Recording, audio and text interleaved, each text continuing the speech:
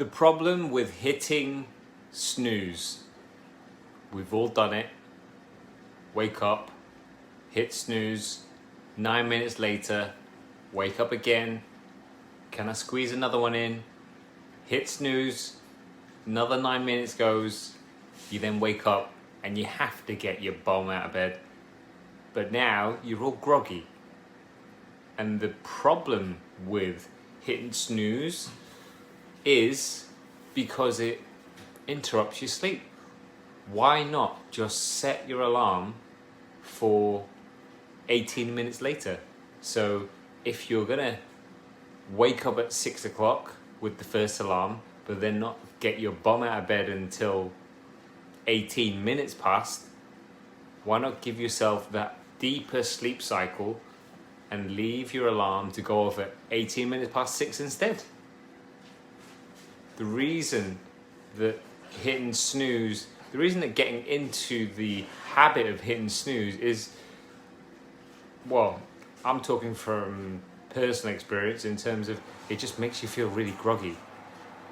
And the reason for that, the scientific reason for why you feel groggy when you hit snooze one too many times, when you do it too many times, is because it interrupts your sleep cycle. So what happens when you're sleeping is you're basically in kind of cycles of deep and kind of light sleep. And if you hit snooze, you start another one, and your cycles, your sleep cycles, are actually around 20 to 30 minutes. So if you're hitting snooze for 9 minutes, aka on an iPhone, right? If you're hitting snooze and you have a snooze for 9 minutes and then you wake up, you're in the middle, if not a third of the way through an actual cycle. Your body is expecting a 20 to 30 minute cycle, but you're interrupting it with and the phone's waking you up and you're mid-cycle, and it's no wonder that you feel groggy. However, I'm more interested in the knock-on effect of that, because you wake up groggy, you then have a not quite as productive morning because everything is sleepy and you're still waking up, your body's catching up, and then like it has a knock-on effect with the rest of the day. How many times have you woken up and felt like you've just not had enough sleep, or you've been really groggy, and the rest of the day has kind of panned out like that? It's kind of been really difficult.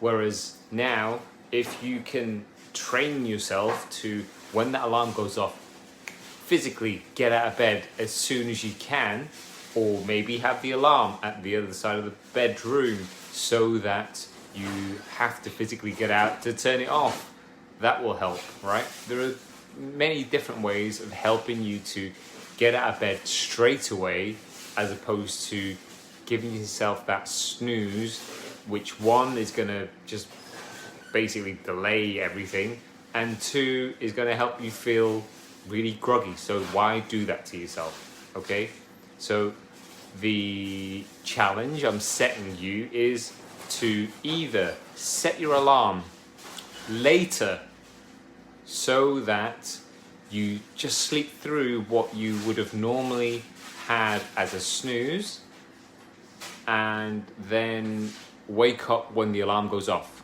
or put the alarm at the other side of the room so that you have to physically get out of bed to turn it off. And hopefully that motion of you getting out of bed will help you to actually wake up, okay? I'm talking from a stance of where I generally don't need an alarm to wake me up, because I'm getting up at the crack of dawn, but my body knows when to wake up. Sometimes I wake up just before the alarm, but more often than not, the alarm goes off and I'm straight out of bed, straight into the cold shower nowadays. That's one of the nice byproducts of lockdown. Get into a cold shower, wake me up, I'm then into my morning routine, and then off you go. It sets you up for the day. Like so many of our warriors, our morning warriors, they swear now by the fact that it just sets them up for the day if they one, get out of bed as soon as the alarm goes off. They get the kit on, and then, you know, within 15, 10, maybe even 5 minutes if they're leaving it really late, they're coming to session, they're firing up their day, and then they're ready. They feel mentally and physically ready for the rest of the day, and they find that they have a cracking day, they have a more productive day, okay? And that starts with helping yourself with your sleep cycles, all right? So rather than hit snooze tomorrow, give it a go. Set your alarm a little bit later instead, i.e. the time that you would have normally snoozed. Sleep all the way through until that alarm goes off, and make it a non-negotiable that when that alarm goes off, you're gonna get out of bed rather than turn it off. I'm gonna take the next step soon, which is to get an alarm that is not my phone, so that I can then have the phone outside of the bedroom, and I then don't have the chance of, you know, waking up and then scrolling through one eye and finding that I'm then there in bed for another 5-10 minutes when I could be getting up and getting on with things. So give that a go. Set it either later or whenever it goes off.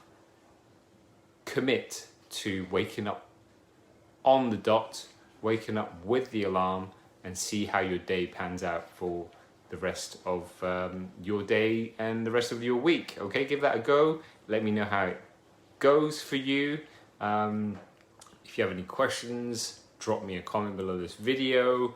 If you're watching this later and not live, then you can WhatsApp me on this number here, and I will help with any questions that you might have in terms of the mission that we're on here in York, which is to transform York into the fittest, healthiest and happiest city in the north, and doing it without any more gimmicks and fad diets and quick fixes and all that other rubbish that people waste their time, money and effort on. Okay, we want to give you long-lasting results, and we do it through our 4 key principles that we teach to all of our clients. Have a great evening.